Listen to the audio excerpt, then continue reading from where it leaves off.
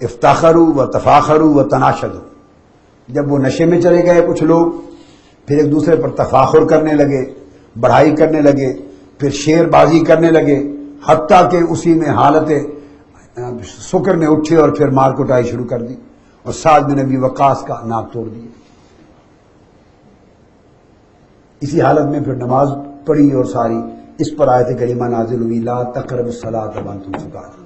اب مولا علی شیر خدا کا دور و نزدیک کا ذکر نہیں ہے اس پوری روایت میں، یہ الگ روایت آ گئی آپ کے پاس۔ پھر انہوں نے حضرت عمر اور معاذ کا ذکر کیا کہ وہ روایت کرتے ہیں کہ عبد الرحمن بن عوف نے اس طرح لوگوں کو بلایا، اور حضرت عبد الرحمن بن عوف نے کچھ لوگوں کو کھانے پر بلایا، فَأَمَّا بَعْضُهُمْ بَعْضًا، فَأَمَّا بَعْضُهُمْ بَعْضًا، ان میں سے بعض نے بعضوں کی امامت کرائی، ان کا آپس کا معاملہ تھا۔ حضرت علی شیر خدا اس روایت میں بھی ذکر تک نہیں ہے ان کا۔ فَقَالَ قُلْ يَا أَيُّهَا الْكَافِرُونَ أَعْبُدُ مَا تَعْبُدُونَ، تو ان سے غلطی ہو گئی اور یہ آیت کریمہ نازل ہوئی۔ کتنے ائمہ حدیث نے، کتنے ائمہ حدیث نے کتنے جدا جدا طرق سے، کتنے جدا جدا اسانید سے، کتنے جدا جدا صحابہ کرام سے اور تابعین سے اور اجل ائمہ سے روایتیں کی ہیں، جو اس ایک روایت جو ایک سند سے آئی ہے، ایک جگہ آئی یا سو جگہ کوئی روایت کرے، اس کی کوئی جگہ نہیں رہ جاتی، ٹھکانہ نہیں جا جاتا ان تمام کے سامنے۔ اسی طرح امام ابن جریر طبری نے تخریج الاحادیث والآثار میں 322، امام طبری نے تخریج الاحادیث والآثار میں پھر روایت کیا عبد الرحمن بن عوف کا واقعہ رضی اللہ تعالی عنہ، ان کا واقعہ بیان کیا۔ سیدنا مولا علی شیر خدا کا کوئی ذکر تک نہیں ہے پوری روایت میں۔ حتی جاء وقت صلاۃ المغرب فقدموا احدهم ليصلي بهم فقال اعبد ما تعبدون، مغرب کا وقت آیا، ان میں سے آپس میں کسی ایک نے نماز پڑھائی اور یہ واقعہ پیش آیا۔ اسی طرح جلد اول صفحہ 421 پر امام طبری نے تخریج الاحادیث والآثار ایک اور سند کے ساتھ حضرت ابو ہریرہ رضی اللہ تعالیٰ عنہ سے پھر روایت کی، پھر مولا علی شیر خدا کی طرف کوئی نسبت نہیں۔ نیل الاوتار کا حوالہ میں آپ کو دے چکا ہوں۔ اب اس کے بعد 23ویں حدیث آ رہی ہے، اب 23ویں حدیث دے رہا ہوں میں، جو مولا علی شیر خدا کو کے الزام کو رد کرتی ہے، اور وہ دے رہا ہوں امام ابن ابی حاتم سے، امام ابن ابی حاتم سے۔ حافظ ابو محمد عبد الرحمن بن ابی حاتم الرازی جرح و تعدیل میں حدیث کے بہت بڑے، سب سے بڑے امام بانی ہیں، جرح و تعدیل کے بانیان میں سے، وہ روایت کرتے ہیں اور سب سے اعلیٰ سند کے ساتھ، حدثنا احمد بن سنان حدثنا عبد الرحمن بن مہدی عن سفیان عن ابی اسحاق عن ابن شرحبیل قال قال عمر رضی اللہ تعالیٰ عنہ۔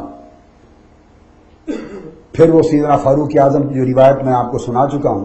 کہ اس طرح 3 وقتوں میں ہوا،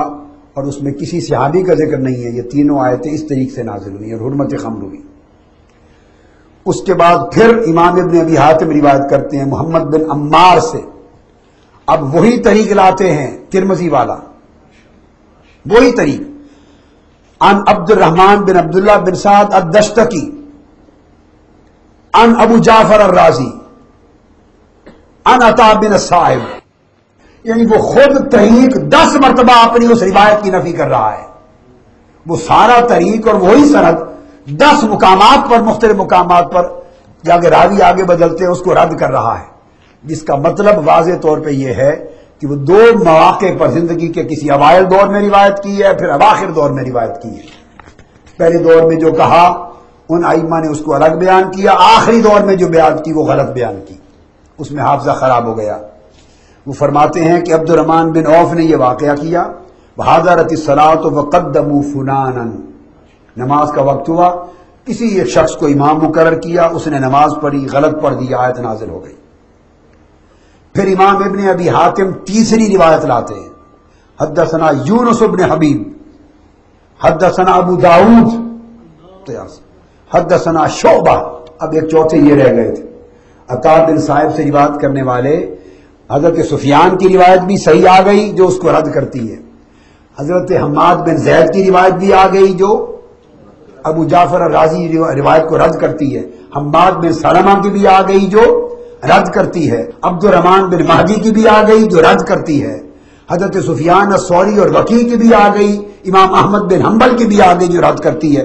آخری رہ گئے تھے حضرت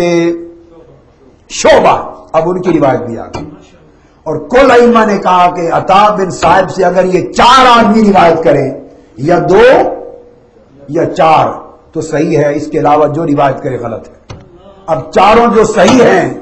وہ حضرت علی والی روایت کی رد کر رہے ہیں، تو حضرت شعبہ روایت کرتے ہیں، اور شعبہ کن سے؟ سماک بن حرب سے روایت کرتے ہیں، اور وہ فرماتے ہیں سمیت مصعب بن سعد رضی اللہ تعالیٰ عنہ۔ دیکھیے پورے طریق الگ ہیں،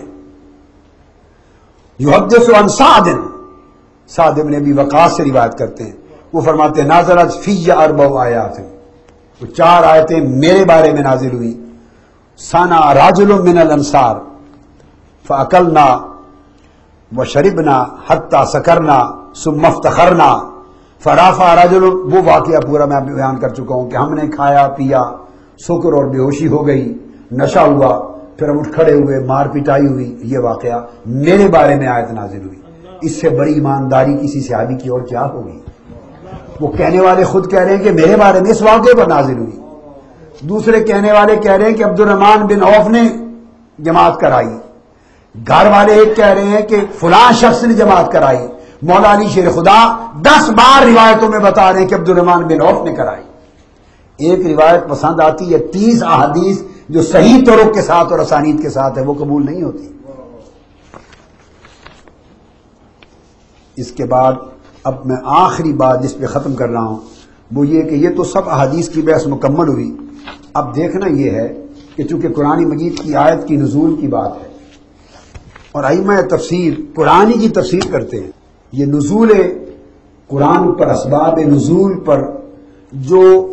اول کتاب، جو چند کتابیں لکھی گئی جن پر بعد کے ہر امام تفسیر نے اصول تفسیر میں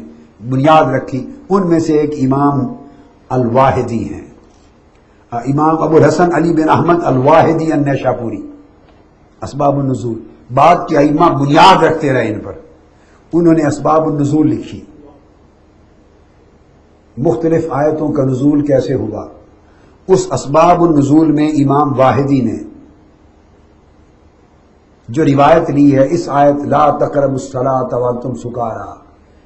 اس کے شان نزول کی، یا ایھا الذین آمنوا لا تقربوا الصلاۃ وانتم سکارى، فرماتے ہیں نازلت فی اناس من اصحاب رسول اللہ کانوا یشربون الخمر ویحضرون الصلاۃ، یہ سارا واقعہ بیان کرتے، آگے پھر حدیث دیتے ہیں، روایت دیتے ہیں، اور روایت لے کے ابو عبد الرحمن الافریقی حدثنا سہل بن عثمان عن ابی عبد الرحمن الافریقی عن عطا عن ابی عبد الرحمن السلمی، آگے قال سانا عبد الرحمن بن عوف تعامن ودعا فلان اناسا من اصحاب رسول، سیدنا علی شیر خدا کا ذکر تک نہیں کیا امام واحدی نے،